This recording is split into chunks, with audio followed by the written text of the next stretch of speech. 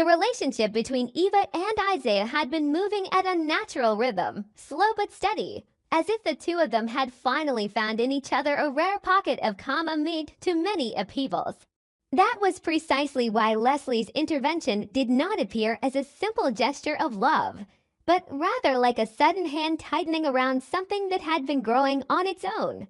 On the surface, Leslie presented herself as a mother who saw a stable future for her daughter and wanted to protect it early on. She spoke of longevity, of how Ted should get to know the man who was becoming increasingly important in Eva's life, of a father's responsibility not to stand on the sidelines of his daughter's world. But the more she spoke, the more she revealed a more uncomfortable truth. She did not merely want to witness the relationship unfold. She wanted to shape it, to place her hand on every step Eva took, to ensure that no emotional bond would form without first passing through her judgment. Within Leslie, care and the need for control had blended so thoroughly that even she could no longer distinguish the boundary. She convinced herself that she was doing what was right for her child, yet beneath that was an obsession that Eva might love the wrong man, might choose a life outside the orbit Leslie had quietly charted, and worst of all, might find in someone else the understanding Leslie herself had never truly given her daughter. Ted was drawn into this situation at a time that was anything but suitable. He did not approach the meeting with the calm mindset of a father simply wishing to meet the man his daughter loved, but with the tension of someone whose private life had been tightening around him from all sides. Pressures not yet eased, questions about the past, fragments of his life he had tried to lock away so no one could touch them. All of it made Leslie's suggestion far from a small matter. Her insistence that he contact Isaiah might have seemed reasonable at first glance, but to Ted it was a bitter reminder that even within his own family, he was always pushed into the role of making decisions when things had already begun slipping out of control. He agreed to call Isaiah, agreed to step into that meeting, but not entirely out of a desire to fulfill his duty as a father. A part of him was driven by an unease he could not fully explain, as though he sensed that the new man in Eva's life might stir something he had hidden for far too long. That feeling made it impossible for Ted to remain objective. He wanted to protect his daughter, yet he also wanted to protect himself, to safeguard unacknowledged secrets, old fragments of his life that, if disturbed, could shake the image he had painstakingly maintained. That mixture of concern and defensiveness meant that the fateful meeting carried, from the very beginning, more the scent of an interrogation than a friendly introduction. While the adults arranged everything behind her back, Eva began to feel with painful clarity that what once brought her happiness was slowly being turned into a test. She sought out Tomas not because her feelings for Isaiah had faded, but because they had suddenly grown heavier than she could bear alone. Tomas was the rare place where she could set down her confusion without being judged, someone distant enough to see what she was trying to deny. The more she tried to reassure herself that Leslie was merely being caring, the more a deep discomfort rose within her. She realized her mother was not truly asking what she wanted. Leslie was acting as though she already knew the best answer for her. That realization unsettled Eva in a painful way, because it forced her to confront the possibility that her love was no longer just between two people. Sitting across from Tomas, Eva finally admitted a fear she did not want to name. Perhaps what unsettled her was not only the meeting between Ted and Isaiah, but the sense that her relationship was being subtly reshaped by the adults around her, as if one wrong answer, one misplaced frown, could lead to a verdict that it was unworthy. Tomas did not push her toward suspicion, but his calm observation that family pressure could distort even the most beautiful things made Eva look at her relationship differently. For the first time, she saw that her present peace might be nothing more than a fragile surface before a storm already forming. Isaiah was thrust into the center of that storm with almost no time to prepare. The meeting with Ted came too quickly, too unexpectedly, but what unsettled him was not just the abruptness. He understood perfectly well that he was not stepping into an innocent introduction.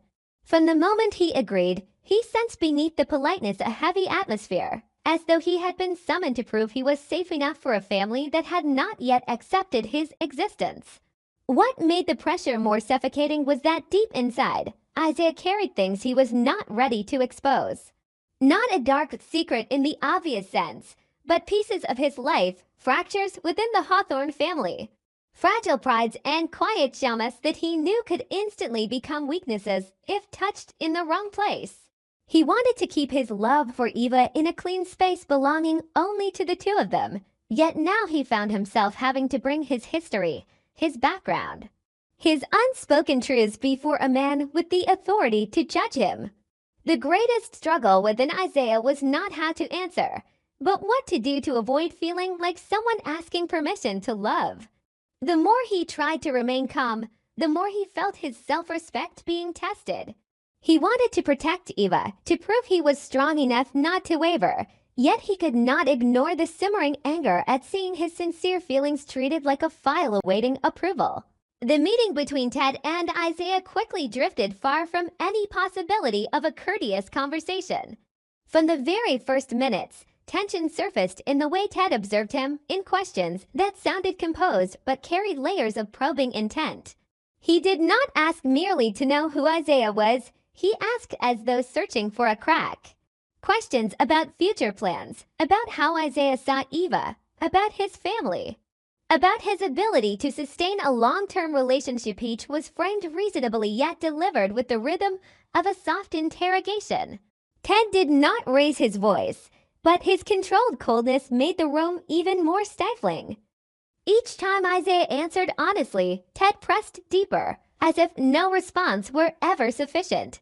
Little by little, Isaiah began to feel not just evaluated but pushed to the edge of endurance. There were moments when he met Ted's gaze and understood that the man across from him was not merely curious about his daughter's boyfriend. He was testing his limits, watching for where he might flinch, evade, or flare up. That realization ignited a quiet anger in Isaiah. He held himself together for Eva's sake, yet the deeper Ted pried into private territory, the clearer it became that Ted himself was guarding something. The vigilance in Ted's eyes was too sharp, too defensive, for Isaiah to ignore. He was not the only one in that room with secrets. Leslie was not physically present at that meeting, yet her influence was everywhere. That absence made her impact all the more unsettling. She was like someone who had arranged the chessboard and then stepped back, allowing the pieces to collide in the direction she intended. On the surface, she could continue to claim she only wanted Ted to be more responsible toward Eva, only wanted her daughter to be cherished by a decent man, only wanted clarity from the beginning to avoid future pain. But in truth, Leslie was operating from an instinct that could not tolerate being sidelined. She wanted to know who Isaiah was, whether he was strong or weak, manageable or capable of becoming an influence powerful enough to pull Eva beyond her orbit. In Leslie's eyes, Eva's love was never just love. It was part of an invisible balance of power within the family. If Eva loved the right man according to Leslie's standards, she could maintain her influence. But if Eva followed her heart into a direction Leslie could not control, she would have to face the fear of losing her place in her daughter's life. That fear drove her to interfere more deeply while still disguising it as devotion. It was the most subtle form of betrayal, betraying her daughter's autonomy while insisting she was sacrificing for her sake. When Eva gradually realized that the meeting between Ted and Isaiah was not a natural progression, but a staged test, her hurt quickly turned into anger. She was not only upset that her mother had interfered too deeply, but because she understood she had been stripped of the right to be the sole judge of her own relationship's worth. The love she cherished was now being weighed under heavy glances, questions, and assumptions. Tomas, with his quiet steadiness, did not urge rebellion, but the more he listened, the more Eva recognized the nature of what was unfolding. If she silently accepted this, today would be a meeting with Ted, tomorrow could be a chain of new conditions, disguised advice, subtler pressures, until she no longer knew which choices were truly hers. Yet the clearer that became, the more painful her crossroads. If she confronted Leslie, She risked pushing their mother-daughter conflict to a breaking point. If she defended Isaiah too fiercely, she might fuel Ted's suspicions. If she stepped back to appease everyone, she would indirectly admit that her love required approval. That inner conflict forced Eva to mature in the harshest way. She began to understand that holding on to someone she loved might mean not only resisting circumstances, but daring to confront the very people who had raised her. As for Ted, the meeting with Isaiah did not bring the reassurance he had expected.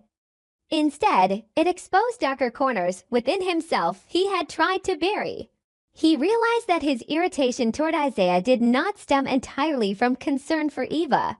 Some of his questions had been too sharp, too relentless, not because he sought to protect his daughter, but because he could not bear standing before a younger man whose composure felt almost like a challenge. Each time Isaiah held his ground, Ted felt his authority subtly threatened. From there, the conversation lost its balance. Worst of all, deep down, Ted began to fear that if he pushed too far, he might be the one exposed.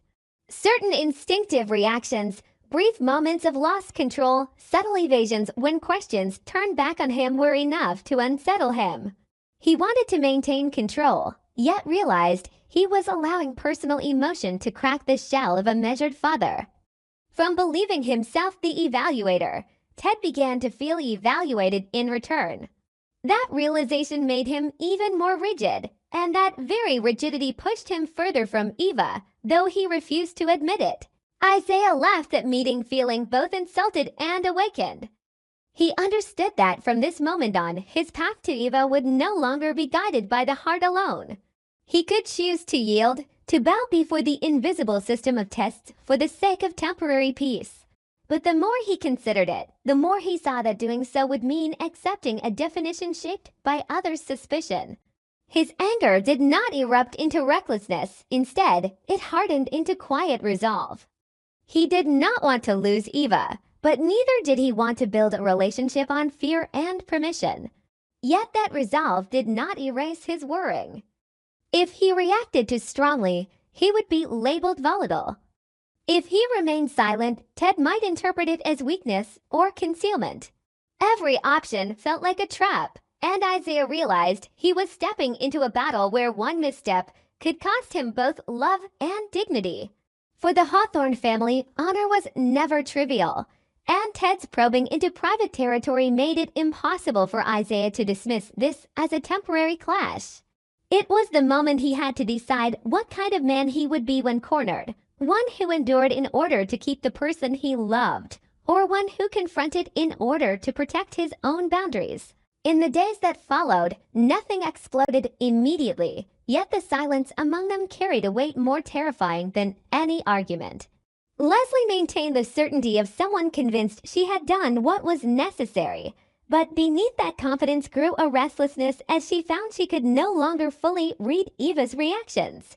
Ted tried to return to his usual composure, yet each time he thought of the meeting with Isaiah, he felt as though he had brushed against a thread capable of unraveling far more than intended. Eva tried to stay calm, but within her, trust in her mother had cracked in a way she could not deny, and the image of a father protecting his daughter with fairness had begun to waver. Isaiah carried within him a sharp, restrained silence, the silence of someone who understood that from now on, his love would have to pass through dangerous terrain. Even Tomas, the most removed, sensed the shift in atmosphere and understood that his advice, meant only to steady Eva, had inadvertently awakened doubts that could not be undone. The most frightening truth was that none of them were entirely wrong, yet none were truly innocent. Leslie might genuinely worry for Eva, but her concern was distorted by her need for control. Ted might want to protect his daughter, yet that desire was tangled with self-defense over his own secrets. Isaiah might sincerely love Eva, but he too was withholding parts of himself not ready for judgment. Eva might believe in her love, yet even she was allowing fear to erode her certainty. Thus, the relationship that had seemed to be developing so well now resembled a still lake before a storm, where calm only heightened the dread of what was coming. The meeting between Ted and Isaiah may not have destroyed everything in a single day, But it created the first crack deep enough for secrets, suspicion, and simmering anger to seep through. And as the adults continued to interfere too deeply while the young struggled between love and pride, the question was no longer whether Eva and Isaiah loved each other enough, but whether that love could survive after being turned into a battlefield for fears, calculations, and secrets no one yet dared to name.